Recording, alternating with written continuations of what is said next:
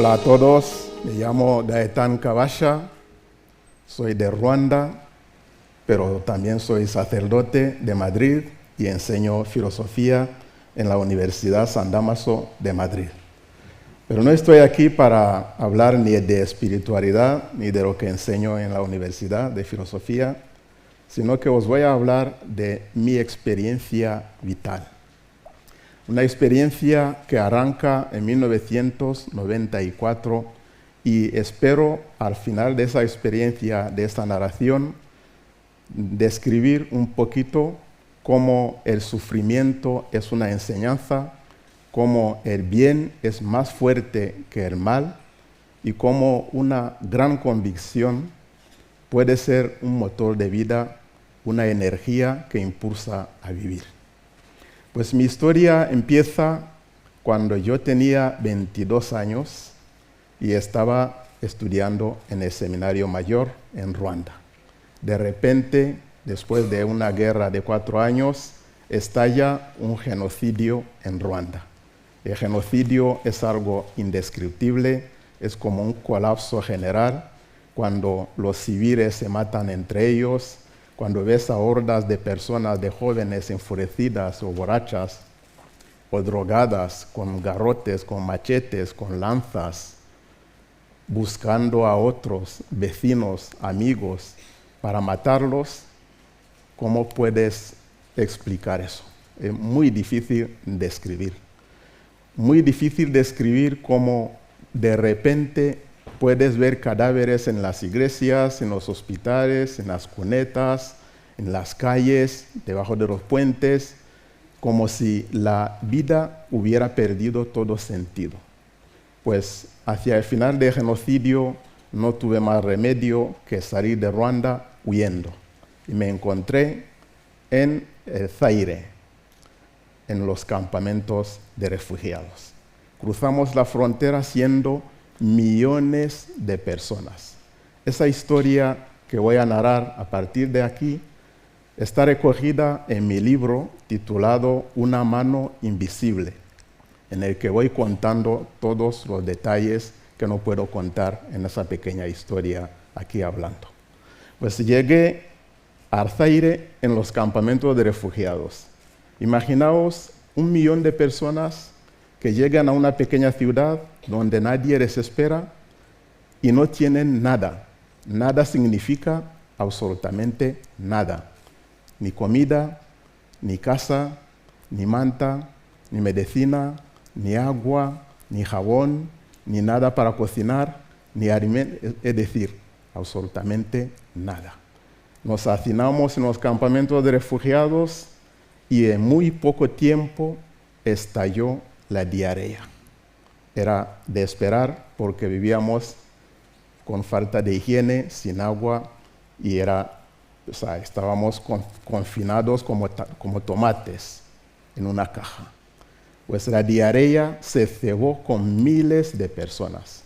Yo he podido ver con mis propios ojos cadáveres que no podía contar y no podíamos ni enterrar, porque no teníamos ni fuerza, ni herramientas, y además vivíamos en una zona, un territorio de rocas volcánicas donde no se puede cavar fácilmente. Pues la diarrea mató a miles, nadie ha podido contar cuánta gente murió en aquella desgracia. Pues poco a poco fuimos organizándonos y teníamos que sobrevivir ayudando a los demás, pero también ayudándose a sí mismo. Y yo personalmente tuve que hacer de todo y hasta me convertí en un dentista. Pues no hay que reírse que me convertí en un dentista sin haber estudiado nada de biología, ni de medicina, por supuesto. Pues llegó un médico, un dentista americano, y que dijo, yo estoy aquí para 2 semanas de mis vacaciones para ayudar y tengo que formar a alguien que puede luego seguir con el trabajo. Pues me formó porque sabía algo de inglés y cuando saqué la primera muela, el médico se enfermó de diarrea, le evacuaron a Estados Unidos y me convertí en el jefe de del departamento de dentista. Pues si os digo que he podido sacar más de 1000 muelas en mi vida, no lo vais a creer.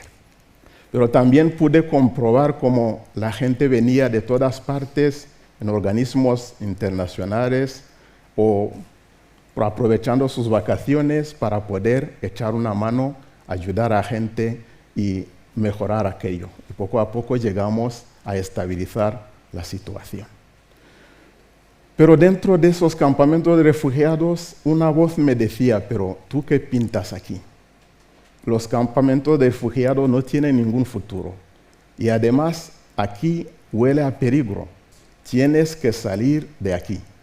Y además, una voz interior, una pequeña intuición, me estaba diciendo constantemente, tú vas a ser sacerdote, pero no puedes ser sacerdote en un campamento de refugiados. Mi obispo había muerto, no tenía diócesis, no tenía país. Por tanto, tenía que salir de allí. Tomé una decisión que nunca entenderé, por eso mi libro se titula Una mano invisible que me va llevando, de salir de los campamentos de refugiados yo solo y cruzar el Zaire. El Zaire, para tener una idea, es como España, Francia, Alemania e Italia juntos. Un país así de enorme, que no tiene ni una carretera casi, que no tiene ningún ferrocarril, no tiene medios de comunicaciones, o sea que no tenía nada. Y tenía que cruzar ese país sobreviviendo día tras día. En aquella peripecia pude comprobar cómo Dios te asiste cuando estás en los momentos cruciales de tu vida. Cuando llegas al final de tus fuerzas humanas, aparece un milagro. Pues para dar unos ejemplos, pues no puedo decir todo porque son muchos momentos de milagro de verdad. Llegué a subir en un avión sin ningún documento y llegué a bajar del avión sin ningún documento y sin ningún control en un aeropuerto internacional. Y cuando llegué a este aeropuerto tenía por casualidad una carta en mi mano que alguien me había dicho, si llegas a esa ciudad, búscate esa persona, si la encuentras, igual te acoge. Y resulta que esa persona estaba ese día en el aeropuerto. Pues algo increíble. Pues seguí mis peripecias y llegué a la República Centroafricana, otro país. Cuando llegué allí, me encontré que el gobierno había decidido que había que devolver a todos los ruandeses a Zaire. Eso que se llama devolución en caliente, lo viví en mi carne. Es una cosa espantosa cuando una persona ha puesto todas sus energías, todos sus medios en un proyecto y cuando cree que ya está tocando el proyecto, lo multiplicas por 0, es como matar a esa persona, porque ya no sabe qué hacer. Y eso me ocurrió a mí cuando yo pensaba que ya había llegado a otro país que estaba bien, de repente me devuelven a otro país, a Zaire, y digo, ¿y ahora qué hago? Pues nada. No sabía ya qué hacer. Por tanto, caminando como un zombie sin saber ya qué proyecto realizar. Y me encontré en manos de un obispo congoreño, temblando, sin saber ni qué decirle, y ese obispo me escuchó con mucha atención y después de mi relato me tocó sobre los hombros y me dijo, hijo, después de muchos años escuché una palabra, hijo. No podéis imaginar lo que supone eso. Es como alguien que está en un desierto completamente sediento, o sea, con ganas de beber agua, y alguien aparece diciendo, tengo agua fresca, bebe. Me sentí como un hijo. Pues ese obispo me acogió y me quedé allí un tiempo. Después de 2 años casi, pensando ya reorganizarme para mi proyecto sacerdotal, estalló la guerra en Zaire. Me convertí en un segundo refugiado. especialista de las guerras. Pues tuve que huir otra vez porque en este momento concreto me consideraron como un espía de Ruanda, diciendo, ese ruandés que se encuentra muy lejos de su frontera, solo en una zona, debe ser un espía. Un espía debe morir. Pues pasando de selva en selva, pude cruzar otra vez la República Centroafricana. Pero esta vez disfrazado de zaireño, porque era imposible cruzar siendo ruandés. Pues caí en manos de un obispo que luego, por una serie de circunstancias también milagrosas, me encontré en el seminario de Madrid para realizar mi sueño de ser sacerdote. En 1999 llegué a Madrid y pasé 4 años de tranquilidad en Madrid. Durante ese tiempo, ya lejos del peligro, de la zona de trauma, pude reflexionar sobre mi vida. Reflexionar pensando mucho, porque no contaba mi historia. Parecía que era como una carga sobre mí y que esa historia no interesaría a nadie. Pero haciendo una mirada retrospectiva, analizando cada detalle, cada etapa de mi vida,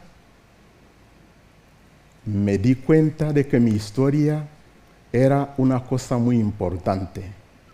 Y llegué a sacar una serie de enseñanzas, y aquí voy a hablar solamente de 3, pero hay bastantes. La primera enseñanza es que me di cuenta que el sufrimiento y el dolor son una clase, una formación, como una catequesis.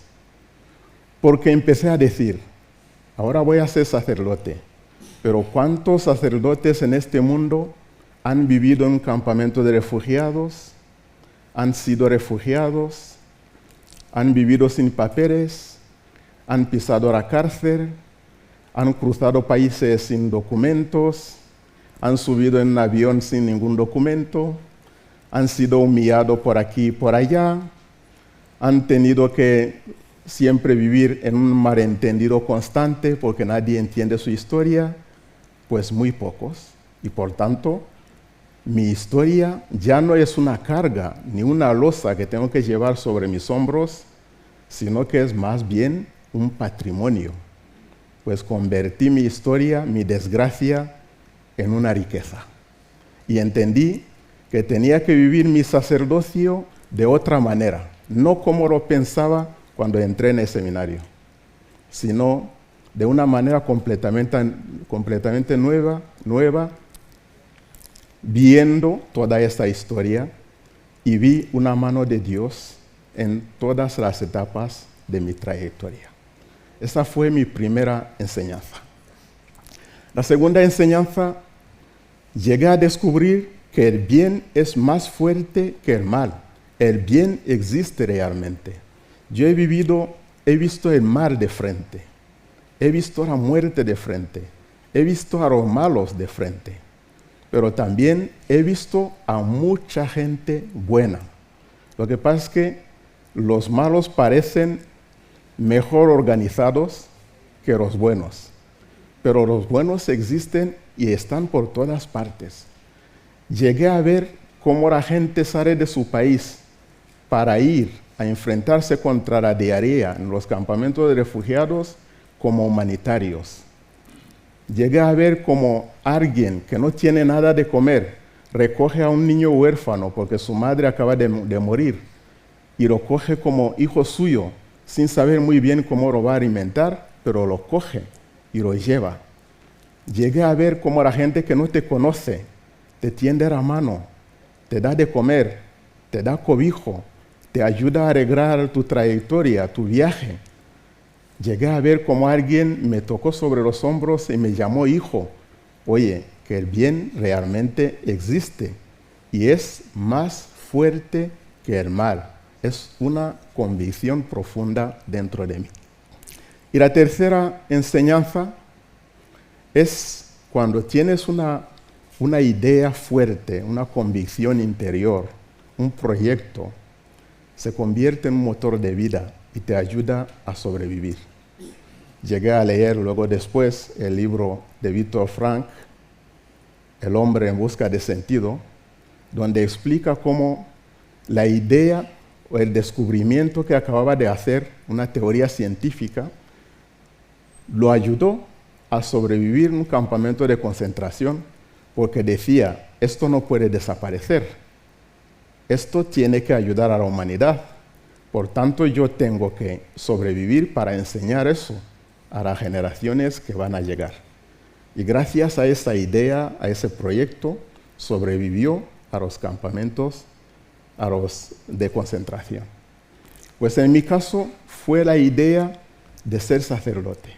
Esa idea que arrastraba desde pequeño, que me llevó al seminario y que luego cuando estaba en los campamentos de refugiados decía, pues parece que el horizonte está muy oscuro. ¿Y cómo voy a ser sacerdote yo ahora? Pero esa voz interior que me decía, no te preocupes, que yo sé cómo voy a hacer para que llegues a ser sacerdote, esa idea me persiguió. Y esa idea me ayudó a sobreponerme en todas las circunstancias de mi vida. Me ayudó a sobrevivir de la diarrea y de todo lo que ocurría en los campamentos. Me ayudó a cruzar países, a enfrentarme a dificultades imposibles, a obstáculos insuperables, pero llegué a hacerlo. Y me llevó hasta España y llegué a ser sacerdote. Y aquí estoy. Y cuando entendí esas enseñanzas, decidí volver a África, porque entendía que mi labor tenía que hacerse en África, donde uno ha sido herido, es donde tiene que comprobar que ha sido realmente sanado. Y volví a la República Centroafricana y allí me ordenaron de sacerdote en el año 2003. Muchas gracias.